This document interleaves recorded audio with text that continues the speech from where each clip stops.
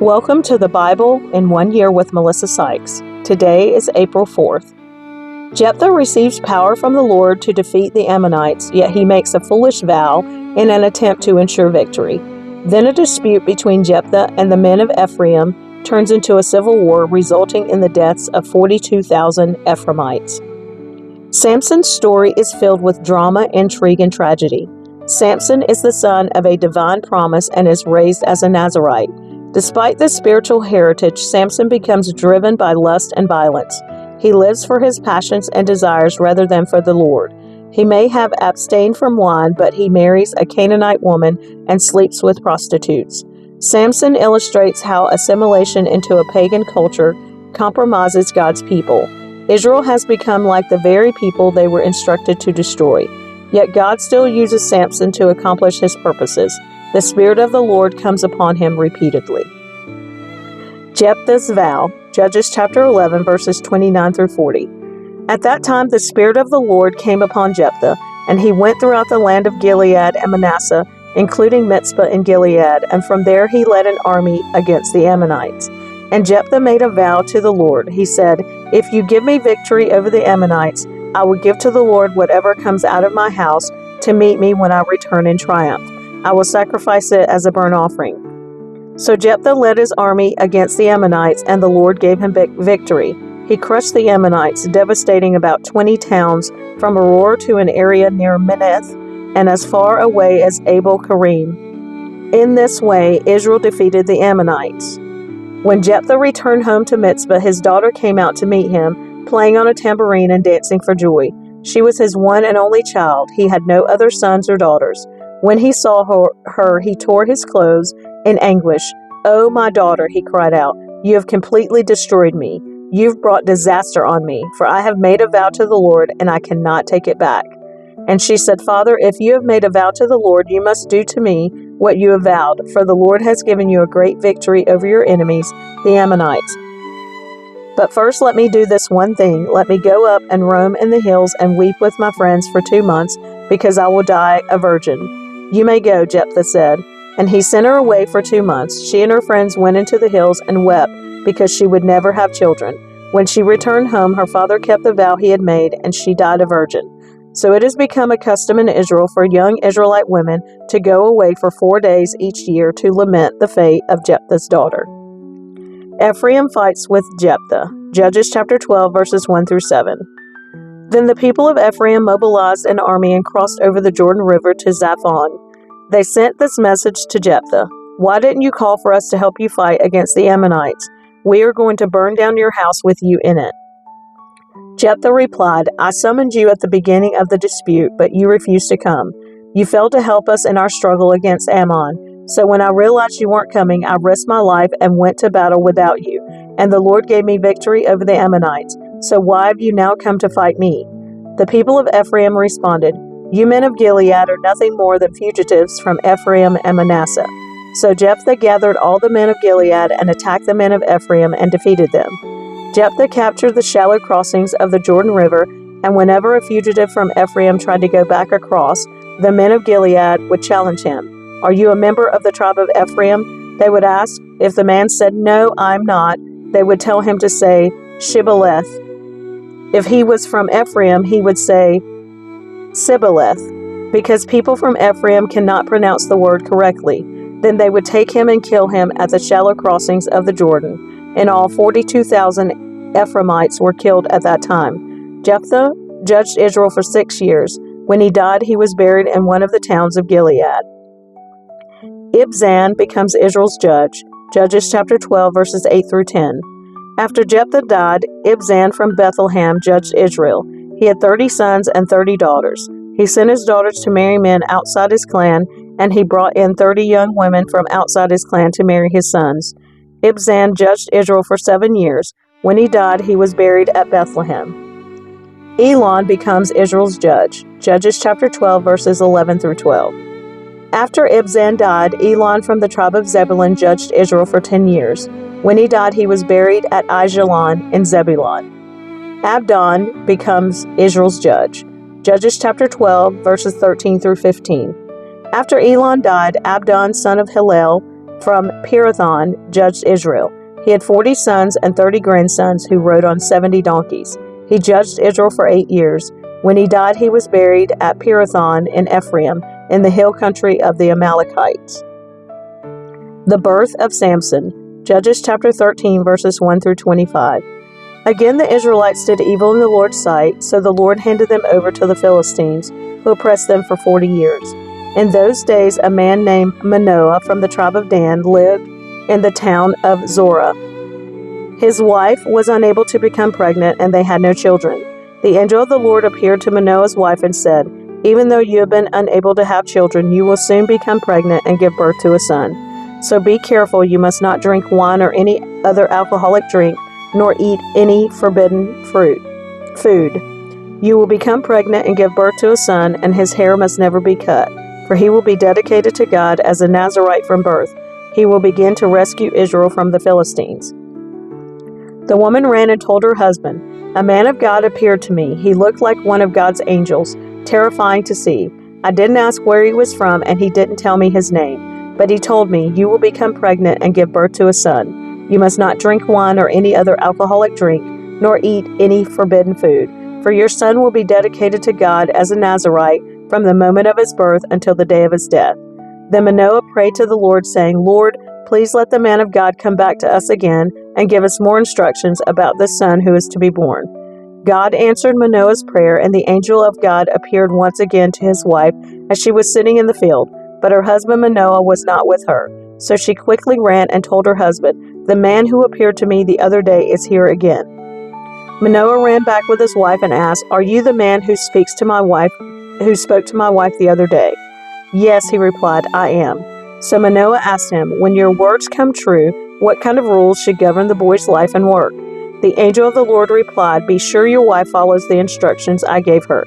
She must not eat grapes or raisins, drink wine or any other alcoholic drink, or eat any forbidden food.' Then Manoah said to the angel of the Lord, 'Please stay here until we can prepare a young goat for you to eat.'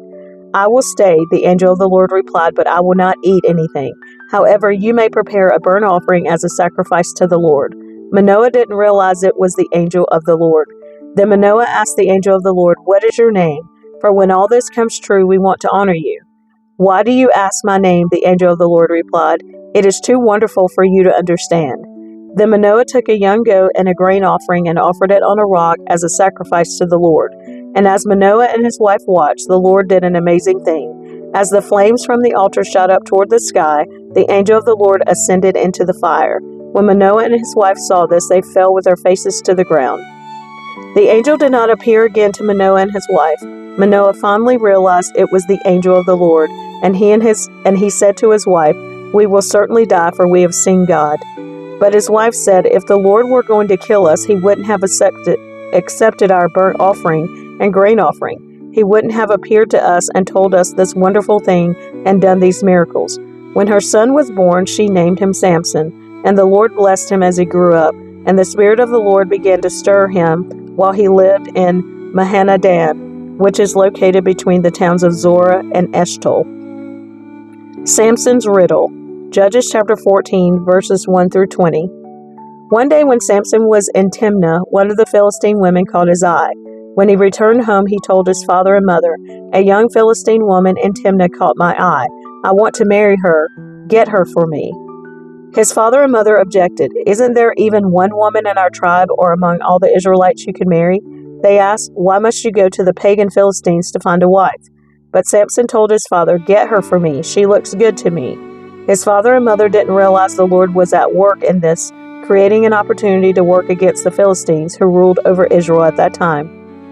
As Samson and his parents were going down to Timnah, a young lion suddenly attacked Samson near the vineyards of Timnah. At that moment, the Spirit of the Lord came powerfully upon him, and he ripped the lion's jaws apart with his bare hands. He did it as easily as if it were a young goat, but he didn't tell his father or mother about it. When Samson arrived in Timnah, he talked with the woman and was very pleased with her. Later, when he returned to Timnah for the wedding, he turned off the path to look at the carcass of the lion, and he found that a swarm of bees had made some honey in the carcass. He scooped some of the honey into his hands and ate it along the way. He also gave some to his father and mother, and they ate it. But he didn't tell them He had taken the honey from the carcass of the lion. As his father was making final arrangements for the marriage, Samson threw a party at Timnah, and was the custom for elite young men. When the bride's parents saw him, they selected 30 young men from the town to be his companions. Samson said to them, "Let me tell you a riddle. If you solve my riddle during these 7 days of the celebration, I will give you 30 fine linen robes and 30 sets of festive clothing. But if you can't solve it, then you must give me 30 fine linen robes and 30 sets of festive clothing." "All right," they agreed, "let's hear your riddle." So he said, "One of the one who eats came something to eat. Out of the strong came something sweet." 3 days later, they were still trying to figure it out. On the 4th day, they said to Samson's wife, "Entice your husband to explain the riddle for us, or we will burn down your father's house with you in it. Did you invite us to this party just to make us poor?" So Samson's wife came to him in tears and said, "You don't love me, you hate me. You have given my people a riddle, but you haven't told me the answer." "I haven't even given the answer to my father or mother," he replied. "Why should I tell you?" So she cried whenever she was with him and kept it up for the rest of the celebration. At last, on the 7th day, he told her the answer because she was tormenting him with her nagging. Then she explained the riddle to the young men. So before sunset of the 7th day, the men of the town came to Samson with their answer. "What is sweeter than honey? What is stronger than a lion?" Samson replied, "If you hadn't plowed with my heifer, you wouldn't have solved my riddle." Then the Spirit of the Lord came powerfully upon him. He went down to the town of Ashkelon, killed 30 men, took their belongings, and gave their clothing to the men who had solved his riddle. But Samson was furious about what had happened, and he went back home to live with his father and mother. So his wife was given in marriage to the man who had been Samson's best man at the wedding. Samson's vengeance on the Philistines. Judges chapter 15, verses 1 through 20, around 1080 BC. Later on, during the wheat harvest, Samson took a young goat as a present to his wife. He said, "I'm going into my wife's room to sleep with her," but her father wouldn't let him in. "I truly thought you must hate her," her father explained, "so I gave her in marriage to your best man. But look, her younger sister is even more beautiful than she is. Marry her instead." Samson said, "This time I cannot be blamed for everything I am going to do to you Philistines." Then he went out and caught 300 foxes. He tied their tails together in pairs, and he fastened a torch to each pair of tails. Then he lit the torches and let the foxes run through the grain fields of the Philistines. He burned all their grain to the ground, including the sheaves and the uncut grain. He also destroyed their vineyards and olive groves. "Who did this?" the Philistines demanded. "Samson," was the reply, because his father-in-law from Timnah gave Samson's wife to be married to his best man. So the Philistines went and got the woman and her father and burned them to death. "Because you did this," Samson vowed, "I won't rest until I take my revenge on you." So he attacked the Philistines with great fury and killed many of them. Then he went to live in a cave in the rock of Etam. The Philistines retaliated by setting up camp in Judah and spreading out near the town of Lehi. The men of Judah asked the Philistines, "Why are you attacking us?" The Philistines replied, "We've come to capture Samson. We've come to pay him back for what he did to us." So 3,000 men of Judah went down to get Samson at the cave in the rock of Etam. They said to Samson, "Don't you realize the Philistines rule over us? What are you doing to us?" But Samson replied, "I only did to them what they did to me." But the men of Judah told him, "We have come to tie you up and hand you over to the Philistines." "All right," Samson said, "but promise that you won't kill me yourselves." "We will only tie you up and hand you over to the Philistines," they replied. "We won't kill you." So they tied him up with 2 new ropes and brought him up from the rock. As Samson arrived at Lehi, the Philistines came shouting in triumph. But the Spirit of the Lord came powerfully upon Samson, and he snapped the ropes on his arms as if they were burnt strands of flax, and they fell from his wrist. Then he found the jawbone of a recently killed donkey. He picked it up and killed 1,000 Philistines with it. Then Samson said, "With the jawbone of a donkey, I've piled them in heaps. With the jawbone of a donkey, I've killed 1,000 men." When he finished his boasting, he threw away the jawbone, and the place was named Jawbone Hill.